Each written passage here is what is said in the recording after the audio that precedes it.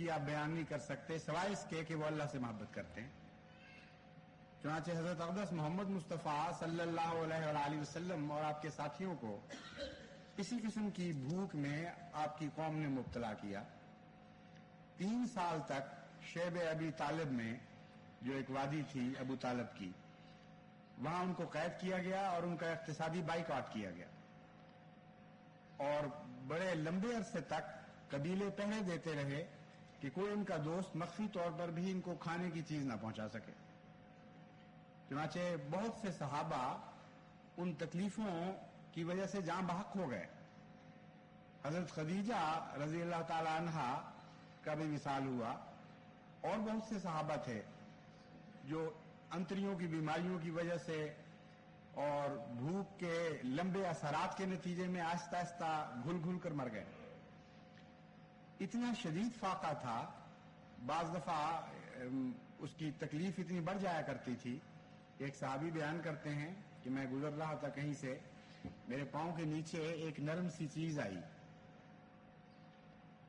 مجھے یہ ڈر تھا کہ اگر میں نے دیکھا کہ وہ کیا ہے تو مجھے ہو سکتا ہے مجھے معلوم ہو جاتا کہ وہ ایک گندگی ہے، مجھے یہ معلوم ہو جاتا کہ وہ ایک کیڑا ہے مکروہ قسم کا جس کو میں کسی قیمت پہ بھی کھا نہیں سکتا. لیکن بھوک کی اتنی شدت تھی کہ میں برداشت نہیں کر سکتا تھا، اس لیے میں نے اسے دیکھا نہیں.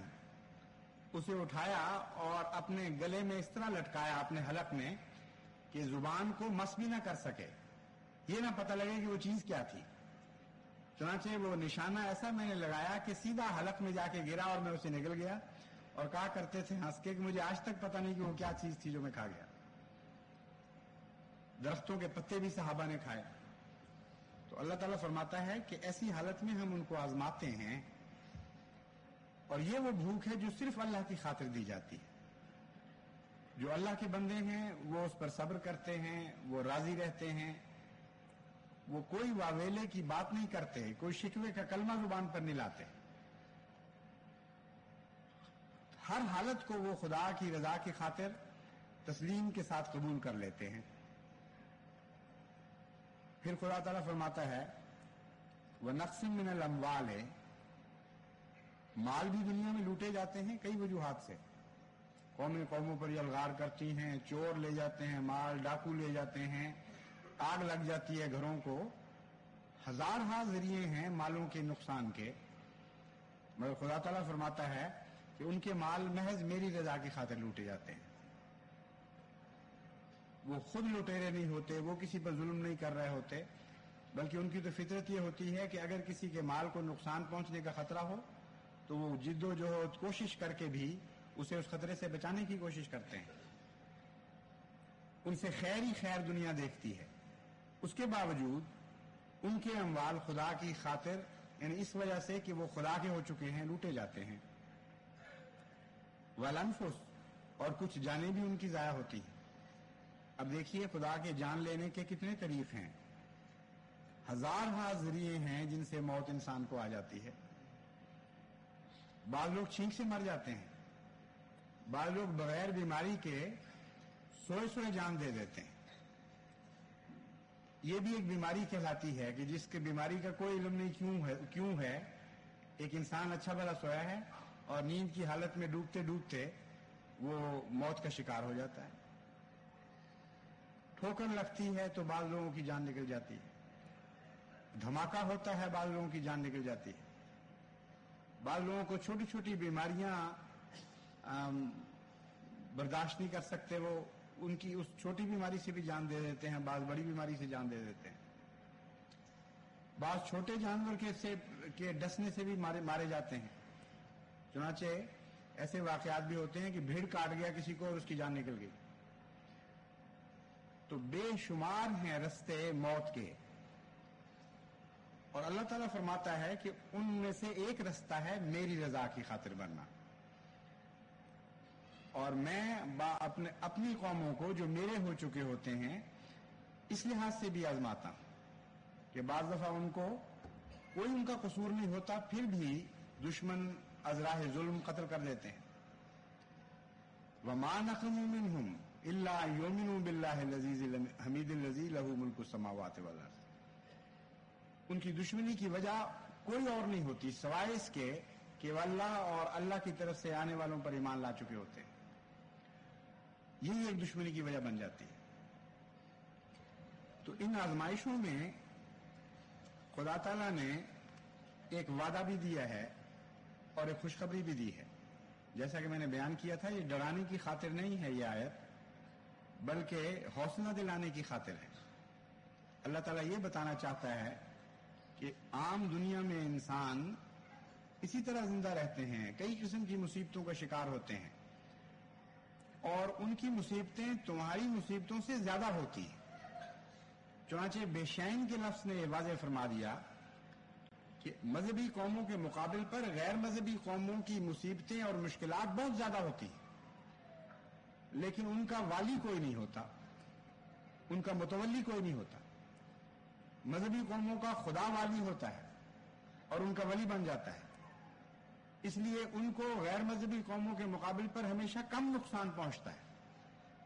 لیکن جو بھی نقصان پہنچتا ہے، چونکہ رضائے باری تعالیٰ کی خاطر وہ برداشت کرتے ہیں اور اللہ کے نام پر ان کو نقصان پہنچایا جاتا ہے، اس لیے اس نقصان کا بھی خدا کفیل ہو جایا کرتا ہے اور متوکل ہو جاتے ہیں. اس خدا ان کا وکیل بن جایا کرتا ہے اور ذمہ دار ہو جاتا ہے ان نقصانات کو پورا کرنے کا. یہ خوشخبری دی گئی ہے. چنانچہ آخر پر نتیجہ نکالا وبشر الصابرین. عجیب کلام ہے یہ کہ ایک طرف ڈرانے کی باتیں ہو رہی ہیں، مسلسل مضمون یہ بتا رہا ہے کہ ہم تمہیں خبر دیتے ہیں کہ تمہارے ساتھ کچھ ہونے والا ہے، خوف کے حالات آنے والے ہیں، بھوک کے حالات آنے والے ہیں، خطرات تمہارے سر پر منڈلائیں گے، تمہارے بے وجہ بغیر اس کے کہ تم نے کسی کا قصور کیا وہ مال لوٹے جائیں گے، بے وجہ تمہاری جانیں تلف کی جائیں گی. یہ سارا مضمون تو خوف کا مضمون ہے اور ڈرایا جا رہا ہے، لیکن نتیجہ دیکھیں یہ آیت کیا نکالتی ہے، وبشر الصابرین. کہ ہم ڈرانے کی خاطر تمہیں نہیں کہہ رہے، یہ خوشخبریاں دے رہے ہیں تمہیں. کیونکہ وہ مومن جس کا مال خدا کی خاطر لوٹا جاتا ہے، اللہ اس کے مال میں بہت زیادہ برکت دیتا ہے. لیکن وہ دنیا دار جس کا دنیا میں مال لوٹا جاتا ہے، اس کا کوئی ضامن نہیں ہے. وہ مومن جس کی جان خدا کی راہ میں تلف کی جاتی ہے، اللہ اس کی جانوں میں برکت دیتا ہے. اور وہ جان دینے والا جو حیضے سے مر جاتا ہے یا ایکسیڈنٹ سے مر جاتا ہے یا بھیڑ کاٹنے سے مر جاتا ہے یا سوتے سوتے جان دے دیتا ہے، اس کے لیے کوئی ضمانت نہیں، وہ ایک قانونی قدرت کا شکار ہے. تو ساتھ بے شین کہہ کر یہ بھی فرما دیا کہ یہ آزمائشیں دنیا والوں کی آزمائشوں سے بہت کم ہیں. یہ بھی تمہارے لیے خوشخبری ہے. اور ان آزمائشوں میں اگر تم ثابت قدم رہو گے تو تمہارے لیے بے انتہا اجر ہے، جبکہ دنیا والوں کے لیے کوئی اجر نہیں. اس لیے بشر الصابرین فرمایا. لیکن صابرین میں ایک ایسی مومن کی خاصیت بیان کر دی کہ جس کے ساتھ بشارت کو وابستہ فرما دیا ہے. یعنی ہر مومن جو ان مصائب میں سے گزرے گا، ان تکالیف کو برداشت کرے گا، اس کے لیے بشارت نہیں دی. بشر المومنین نہیں فرمایا، فرمایا بشر الصابرین. ان لوگوں کے لیے بشارت ہے جو صبر کرتے ہیں. صبر کا کیا معنی ہے؟ ایک معنی تو عام ہے دنیا میں، یعنی جب کوئی تکلیف پہنچے تو واویلا نہ کرے، بے وجہ نوحق نہ ہو جائے، پیٹنا نہ شروع کر دے، شکوے نہ شروع کر دے. اس حالت کو صبر کہتے ہیں. خاموشی سے اپنے دکھ کو برداشت کرے اور اپنے دل پر لے لے. اور ایک صبر کا معنی ہے جو حضرت صلی اللہ علیہ وآلہ وسلم نے بیان فرمایا کہ اس نیکی کو پکڑ کر بیٹھ جائے جس نیکی کو اس سے چھیننے کی کوشش کی جاتی ہے، اور کسی حالت میں بھی اپنی نیکی کی حالت کو ہاتھ سے نہ جانے دے. ان معنوں میں صبر کے بہت ہی وسیع ہو جاتا ہے. مراد یہ ہے کہ خدا کی خاطر جب تم دنیا میں ایک جہاد شروع کرتے ہو جس کے ساتھ دنیا کی بقا وابستہ ہوتی ہے، جس کے ساتھ دنیا کا امن وابستہ ہوتا ہے، تو اس کے مقابل پر دنیا تم سے ایک مجادلہ شروع کر دیتی ہے اور ناحق تم پر مظالم شروع کر دیتی ہے اور کوشش کرتی ہے کہ تمہارے پاؤں کو کھیڑ دے اور تم ان مقاصد سے پیچھے ہٹ جاؤ جن مقاصد کی خاطر تم دنیا میں ایک عظیم الشان الہی جہاد کا آغاز کر چکے ہوتے ہو. تو صابر کا مطلب یہاں یہ ہوگا کہ نہ کوئی خوف، نہ کوئی بھوک، نہ کوئی مال کا نقصان، نہ کوئی جان کا نقصان ان کو اپنے مقصد سے پیچھے کر سکتا ہے. جو مرضی قیامت ٹوٹ جائے ان پر، ان کا ہر قدم لازماً آگے بڑھتا ہے ان نیکیوں میں جن نیکیوں کی خاطر ان پر مظالم کیے جاتے ہیں. ان کے لیے بشارت ہے. اللہ تعالیٰ فرماتا ہے تم ایسے لوگوں کے لیے ہم بشارت دیتے ہیں کہ لا متناہی ترقیات ہیں. الذین اذا اصابتهم مصیبۃ قالوا انا للہ وانا الیہ راجعون. جب ان پر کوئی مصیبت ٹوٹتی ہے تو وہ یہ کہتے ہیں انا للہ ہے، ہم تو اللہ ہی کے ہیں اور اللہ ہی کی وجہ سے ہم پر ایک مصیبت ٹوٹ رہی ہے. اس کا نتیجہ کیا نکلے گا؟ انا الیہ راجعون. یہاں بھی اس کے دو معنی ہیں. ایک معنی تو عام یہ کیا جاتا ہے کہ ہم اللہ کی طرف مرنے کے بعد لوٹ جائیں گے، لیکن ہر مصیبت کے نتیجے میں تو موت واقعہ نہیں ہوتی. مصیبتیں تو کئی قسم کی خدا بیان فرما چکا ہے. خوف کے نتیجے میں تو فوراً اللہ تعالیٰ کی طرف انسان نہیں لوٹ کے جایا کرتا، یا بھوک کے نتیجے میں تو ہر بھوکا مر نہیں جایا کرتا، مال لوٹنے سے تو نہیں سب مر جایا کرتے. تو یہاں ہر مصیبت کے نتیجے میں جب وہ یہ کہتے ہیں انا للہ و انا الیہ راجعون، تو اس کا کیا مطلب ہے؟ اس کا مطلب یہ ہے کہ وہ یہ کہتے ہیں کہ تم مصیبتیں ہم پر اس لیے ڈال رہے ہو کہ ہم اپنے خدا سے دور ہٹ جائیں، لیکن تمہاری عائد کردہ مصیبتیں ہمیں اور زیادہ خدا کے قریب کر دیتی ہیں. ہم اپنے رب کی طرف اور تیزی کے ساتھ لوٹ جاتے ہیں.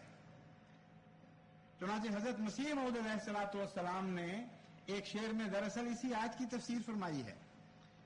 آپ فرماتے ہیں عدو جب بڑھ گیا شور و فغاں میں، نہاں ہم ہو گئے یار نہاں.